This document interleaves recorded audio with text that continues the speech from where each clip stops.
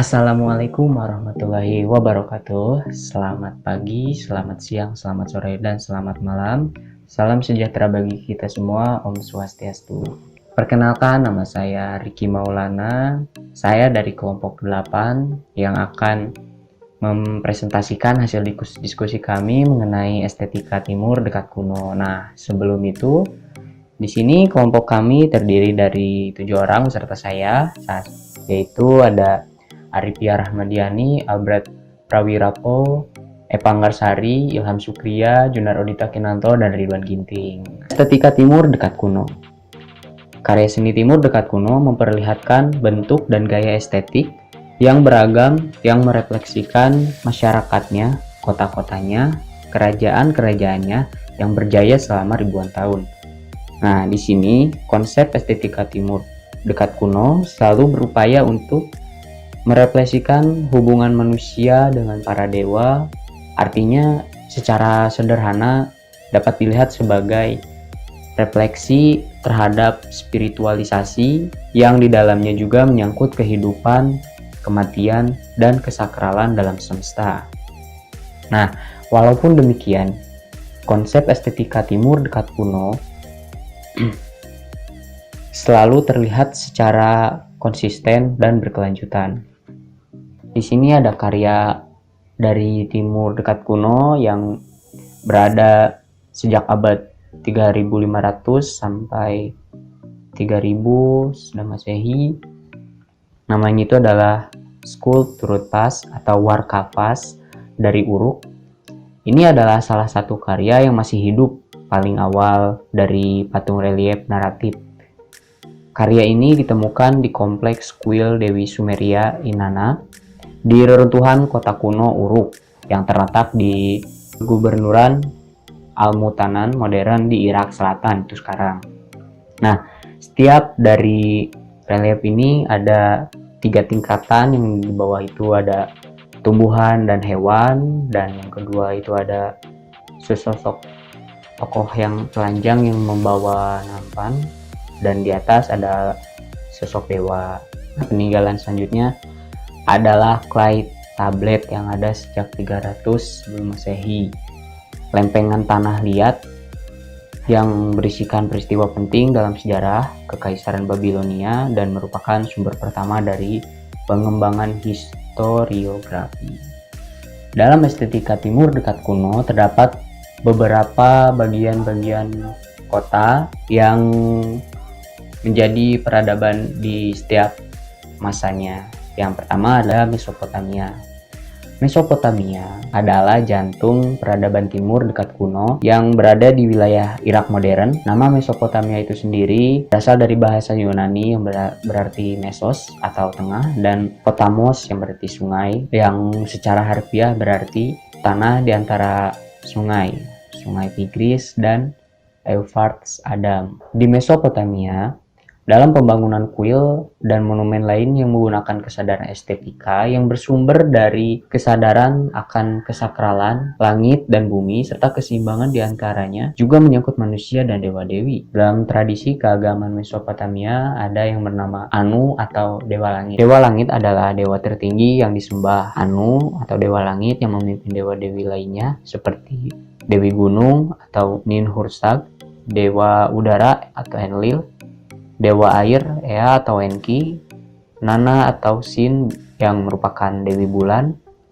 Dewa Matahari yang bernama Utu atau Samas, dan Inanna atau Istar, Dewi Cinta, dan ada dewa-dewi dari kesuburan dan peperangan. Nah, oleh sebab itulah mereka membangun zigurat, yakni semacam kuil di mana para dewa-dewi dan masyarakat kota tersebut dapat berkomunikasi. Zigurats memiliki bentuk dasar segitiga dan dibangun di atas tempat yang tinggi atau dibangun dengan ketinggian di atas rata-rata bangunan di dalam kota tersebut. Hal ini didasarkan pada konsep kesakralan ruang karena zigurats berfungsi sebagai tempat spiritual yang menghubungkan dunia atas, langit, dan dunia bawah, bumi. Nah, ini adalah zigurats, sebuah kuil yang menjadi tempat penghubung antara manusia dengan para dewa atau dewi, biasanya terletak di perbukitan atau dataran tinggi. Kota yang kedua adalah Sumeria. Terletak di Irak modern, kira-kira 80 km dari kota Baghdad, memiliki konsep estetika yang mengadopsi konsep estetika dari Mesopotamia yang berarti masih memuja dewa dan dewi. Play, seorang arkeolog Inggris yang berhasil mengekskavasi situs kota Ur yang berada di Sumeria, berhasil menemukan beberapa sisa-sisa peninggalan dari peradaban Sumeria seperti kereta perang, harpa, terus hiasan kepala, lalu ada perhiasan.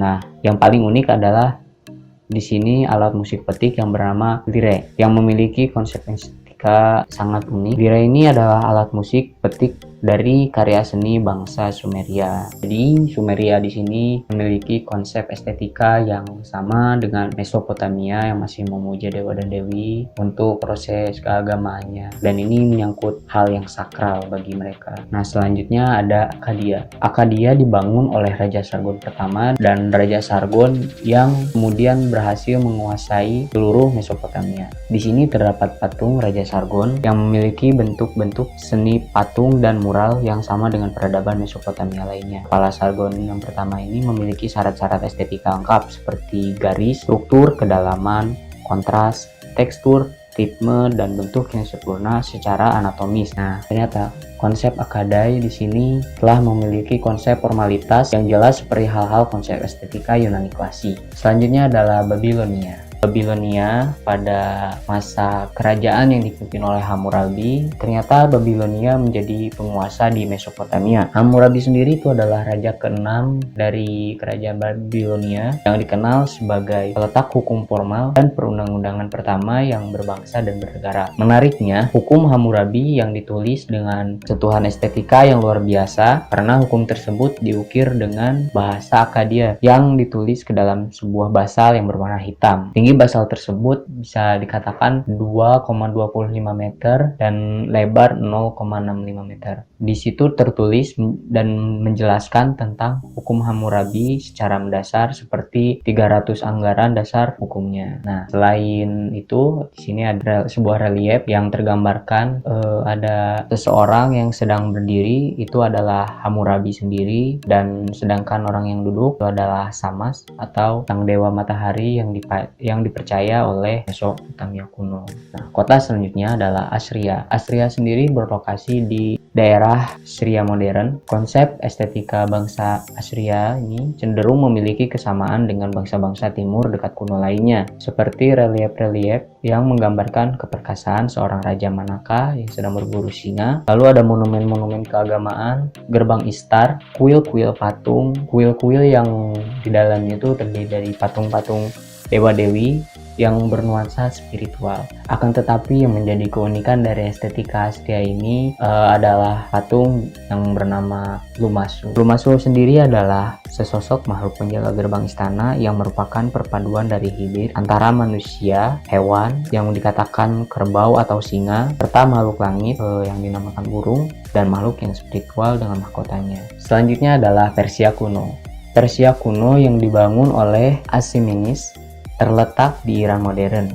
Konsep estetika Persia sendiri mengikuti konsep estetika bangsa-bangsa Mesopotamia yang berarti masih memuja para dewa dan dewi. Akan tetapi, membedakan estetika Mesopotamia dengan Persia kuno, di sini Persia kuno memiliki tema kesenian seperti kejayaan kerajaan, riwayat nabi Persia kuno, Zoroaster dan ajarannya, serta di sini terlihat menempatkan 2 ekor banteng yang saling membelakangi sebagai simbol kekuasaan dan kejayaan serta kekuatan raja-rajanya dari Persia kuno tersebut. Dan yang terakhir adalah Mesir kuno. Peradaban Mesir kuno dibangun sepanjang bantaran Sungai Nil sekitar 4000 Masehi, hampir bersamaan dengan peradaban bangsa-bangsa Mesopotamia. Bangsa Mesir kuno adalah bangsa besar dengan peninggalan sejarah yang mengagumkan, termasuk karya-karya seninya juga. Nah, karya seni Mesir kuno ini secara umum bisa dikatakan adalah sebuah lukisan, patung, dan arsitektur, dan yang tidak boleh dilupakan adalah aksara dari Mesir kuno tersebut, yang bisa dikatakan ini adalah hieroglif yang berarti tanda-tanda suci.